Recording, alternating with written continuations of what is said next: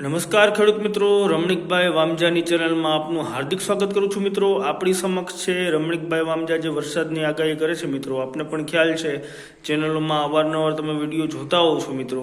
તો ખાસ કરીને આપણી ચેનલ જે ઉત્સવ પટેલ ઓફિશિયલ છે મિત્રો, એમાં રમણીકભાઈના વિડીયો વારંવાર આવતા હોય છે મિત્રો. તો આપણે આ ચેનલને લાઇક કરીએ, સબસ્ક્રાઈબ કરીને શેર કરીએ. અને ખાસ રમણીકભાઈ વામજા આપને જણાવશે કે આજનું વાતાવરણ અને હજી 26 તારીખ સુધીનું વાતાવરણ કેવું રહેશે, ખેડૂતોને કઈ મુશ્કેલીનો સામનો કરવો પડશે એના વિશે આપણે માહિતી આપશે.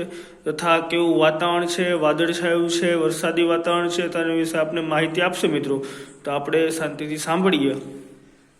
નમસ્કાર ખેડૂત મિત્રો, દ્વારકા દયા સોમનાથ મહાદેવને ઉમિયા માતાની કૃપાથી અને મારા ગુરુદેવ કિશોર બાબાની દયાથી, મારા માતા પિતાની સેવાથી વરસાદના આગાહી, માવઠાના આગાહી, વાવાઝોડાના આગાહી.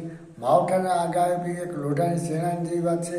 માવઠાના આગાહી મેં 31/12/2024ની અંદર ગુજરાત સમાચારમાં આપેલી હતી કે 23/2/24 અને 26/2/26ની અંદર વાતાવરણ કેવું છે. અત્યારે વાતાવરણમાં પલટો આવશે. 3 દિવસ વાદળા અને અમુક જગ્યાએ વરસાદ પણ છાંટાછૂટી થાય તેવી મારી સંભાવના છે. 23 તારીખે મેં જે અત્યારે પવન સખત વાવાથી 35-40 કિલોમીટર પવન 23-24 તારીખે પવન વહે છે. આ પવનની અંદર ઘણો લાભ છે. એ લાભ બગીચા, વંઠીના કેરી બગીચા, તારણ કેરી બગીચાને ઘણો લાભ છે. અને હજી પણ વાદળિયું હવામાન રહેશે અને અમુક જગ્યા પર છાંટા થાય અને મા મહિનામાં જે વરસાદના વાદળા જેટલા હોય એટલે આવતું વર્ષ સારું જાય તેવું મારું પૂર્વાનુમાન છે. તો ખેડૂત મિત્રો, ખાસ કરીને રમણીકભાઈએ જણાવ્યું કે વરસ સારું જાય એનું અનુમાન છે અને વાદળછાયું વાતાવરણ રહેશે. તો આપણે રમણીકભાઈ વામજા જે આગાહી કરેલી હતી, જે 31 તારીખે, શેના આધારે કરેલી હતી? તે મેં વરસાદની આગાહી 32-33 વરસાદની આગાહી ખગો વિદ્યા અને આકાશી કક્ષને આધારે વરસાદની આગાહી આપું છું. આપણા 27 નક્ષત્રો આવેલા હોય છે.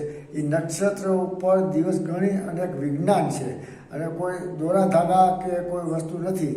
પણ હું એક ખગો વિદ્યાને ભટલી વાક્ય વરસાદની આગાહી આપું છું. કોઈ જ્યોતિષશાસ્ત્ર નથી. આ જે વરસાદની ખગો વિદ્યાની આગાહી આપું ફક્ત સૌરાષ્ટ્ર પૂરતી આગાહી આપું છું અને ગુજરાત પૂરતી વરસાદની આગાહી આપું છું. તો ખાસ કરીને મિત્રો જે આગાહી આપે છે મિત્રો, એ ખગોળશાસ્ત્રી તરીકે આગાહી આપે છે. તો રમણીકભાઈ વામજા, એની અંદર આપણે કોઈ વનસ્પતિ કે કોઈ બીજું જોવાનું હોય છે, કસ કેવું જોવાનું હોય છે? ઘણી વનસ્પતિ જોવાનું છે. કેસુડાના ફૂલ કેટલા આવ્યા, વધારે આવે તો વધારે વરસાદ થાય. ચણિયા બોર આવે એટલે વરસાદ ચણિયા બોર થાય.